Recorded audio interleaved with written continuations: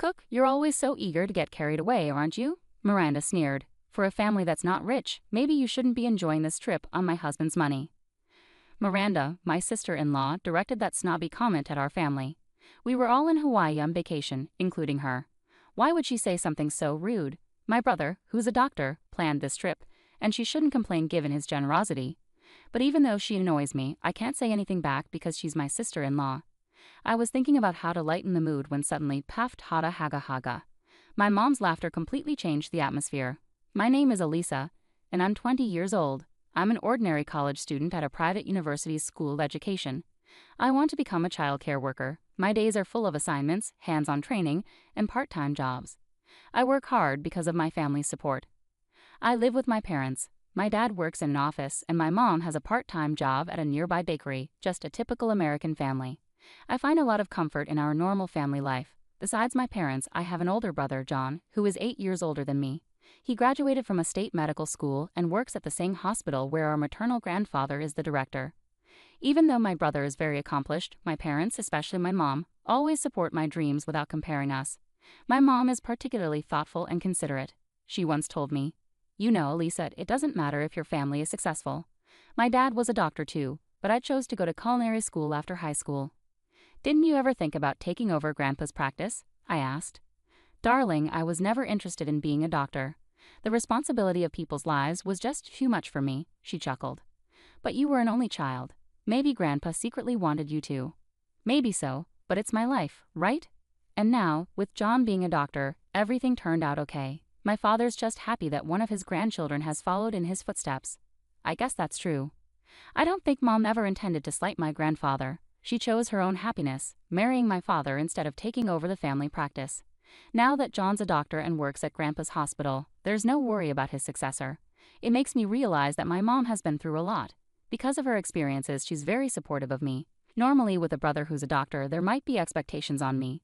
But my mom never expects anything specific from me, nor has she ever abandoned me. She just believes in letting me be me and John be John. My dad feels the same way. When I told him I wanted to become a child care worker, he didn't hesitate and just said, "Give it your best shot."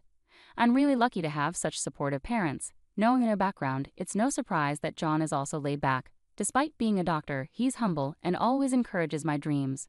Just the other day, after I finished my training, he called me. "Hey Elisa, you finished your training today, right? Well done." "Thanks, John. It was tough this time. I was working with 2-year-old toddlers." "Turbo twos, huh? It's amazing how you handle multiple kids at once. I really admire that." "Oh, come on, what you do, taking care of people's lives, is way more impressive. You think? It's a bit awkward getting a compliment from my little sis. Haha. Stop being so shy. Thanks for calling." "You bet. We'll hang out soon." Suddenly, a chilly voice from the other end asked, "Who are you talking to?" Ignoring the voice, John quickly said, "Catch you later," and hung up. It was Miranda, John's wife. It seems she doesn't like him talking on the phone. There have been times, whenever I hear her voice in the background while talking to John, he always ends the call as soon as she speaks up. It's clear she might be controlling towards him. I've always wondered why someone as kind as John married Miranda. Needless to say, I'm not fond of my sister-in-law. From the first time she visited our home for introductions, my impression of her was terrible. It was just me, John, and her at home since my parents hadn't returned yet. As soon as John stepped out, she turned on me. "What's your name again?" "Duh. Nice to meet you. I'm Elisa, John's sister." "Haha, that's funny. John is quite handsome, but you look nothing like him, huh?"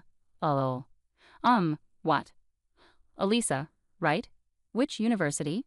"Probably a state university aiming to become a doctor like John, right?" "No, I'm at a private university aiming to be a preschool teacher." As soon as I said that, her eyes widened in surprise. "What? A preschool teacher?" she exclaimed, covering her mouth with her hand. "Wow, I'm shocked. How does the sister of a doctor end up wanting to be a preschool teacher?" "Oh. What do you mean by that?" "Just what I said. Oh. Your parents must feel sorry. They have a brilliant son, and then there's you, wanting to be a preschool teacher. Lol. That's not true. My parents fully support my dream."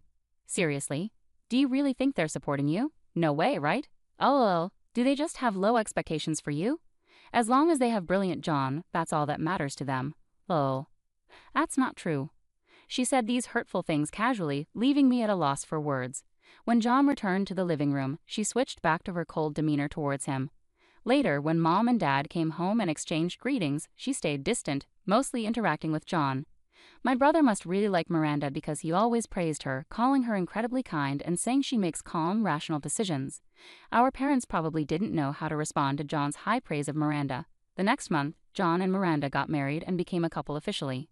When they announced it, I casually asked my mom, "Mom, why did John choose Miranda?" "Why do you ask?" "Well, to be honest, she's not exactly pleasant, right? John may say she's kind, but maybe that's only when he's around. Look, if John is serious about her, we can't oppose it." "I guess so. As a family, John's happiness is what matters most. So, Lisa, will you support John?" "Yeah. I understand. If John's happy with Miranda, I won't complain.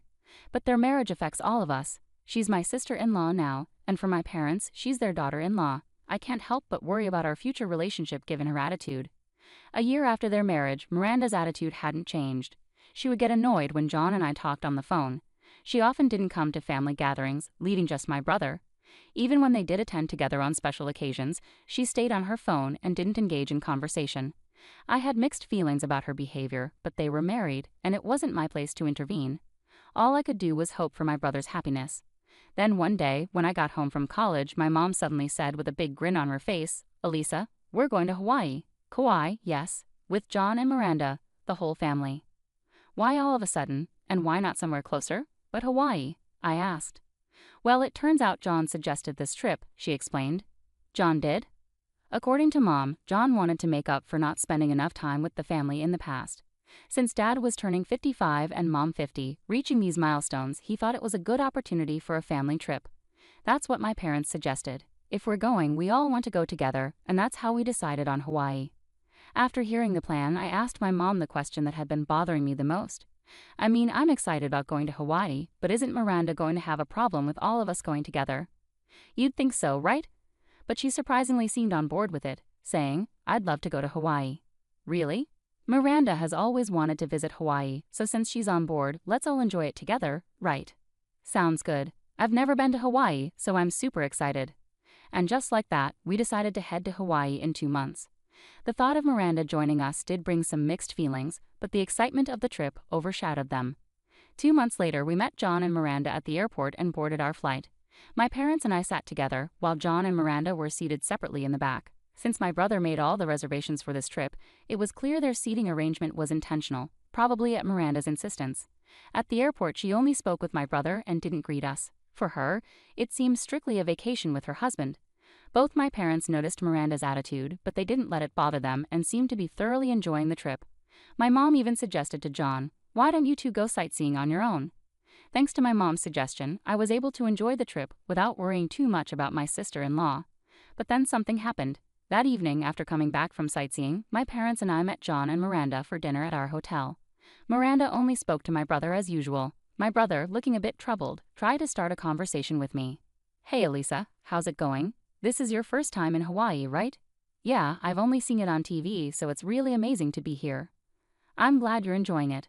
I'm happy we decided on Hawaii." "Thanks for suggesting this trip, John. I'm having such a great time." "Yeah, but this trip was..." Just as my brother started to speak, Miranda interrupted with a sarcastic comment and glared at me. There was an awkward silence after her remark. Then Miranda mockingly said, "Cook, always so quick to get carried away, aren't you?" "Miranda, don't call me by my name," I snapped. Why are you saying that?" I stammered, taken aback by Miranda's harsh words. "Excuse me? Why would I want to be close to his sister, who's training to be a preschool teacher? With a father who's an office worker and a mother who works part-time? I only need John." "Hold on, that's not fair," I protested. "For a family that's not well off, maybe you shouldn't be living it up on my husband's dime." In that moment, anger and shock froze my thoughts. I couldn't find words to counter what she said. It's not that I couldn't respond, I was just so taken aback that I didn't know what to say.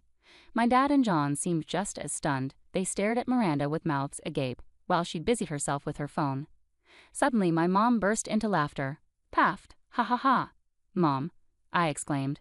Sorry, my mom said, still chuckling. "It's just too funny, I couldn't help it." Lol. Seeing my mom laugh, Miranda's face instantly darkened. Clearly upset, she snapped at my mom. "Excuse me, what's so funny?" "I'm sorry, Miranda dear. It's just that my stomach hurts from laughing." The irony. Coming on this trip riding on someone else's dime and acting like this? Well, maybe I'll just head back then. Oh. What? Miranda was stunned.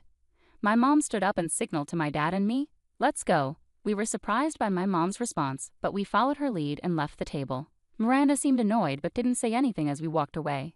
Suddenly, John stood up, raising his voice at Miranda. Hey, that was way out of line. What, John? She asked, clearly taken aback. Apologize to Mom, to my family. I had never seen this side of John before. He was always at Miranda's beck and call, but now he was furious. Miranda appeared rattled and tense. Hold on, John, what's gotten into you? You've always had my back. I supported you because I chose you, but I've had enough. I can't deal with your self-centered attitude anymore. Why? Why all of a sudden? It's clear that this trip happened because of Mom. I had planned to cover everything, but Mom ended up paying for everyone, including us. No way. Your mom did that? I was surprised by this revelation. John had claimed to be covering the expenses, but apparently Mom had secretly paid for everything and told John to keep it quiet.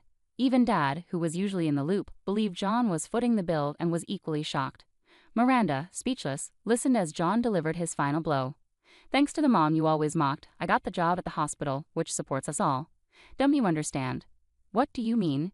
Why bring your mom into this? Have you forgotten already? The head of the hospital where I work is my mom's dad. No, you're lying.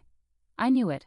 I always felt you weren't interested in my family. You never really listened, did you? You just wanted to marry a doctor like me, didn't you?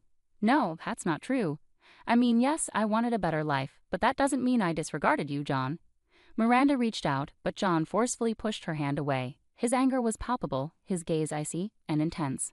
Don't play games with me. I didn't marry you to be used. I was foolish to marry you, deceived by your motives, but I did love you sincerely, Miranda, yet you insulted my family.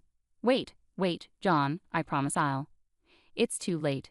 Even if you change now, your hurtful nature won't. I won't spend my life with someone who looks down on my family. It's not my parents who should leave. It's you, Miranda. Miranda's face drained of color as John's words hit her hard. Tears welled up in her eyes as she pleaded with him. Please wait, John. I'm begging you. Forgive me. I'll do anything. But John's expression remained cold and unmoved. Without saying another word or reacting harshly, he continued to stare at her with a cold demeanor. Unable to bear the tension any longer, the next day, Miranda left the country alone.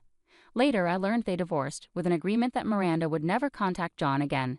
There was no division of assets, and it was as if her insults had never happened. However, Miranda's fixation on John grew troubling. She reportedly even showed up at his workplace, prompting John to involve the police, resulting in a restraining order against her. Now living under her parents' watchful eyes, Miranda leads a secluded life. It seems unlikely we'll see her again. Our parents also seem relieved. The happiness of our family remains the most important thing to us all. This experience has once again reminded us of that.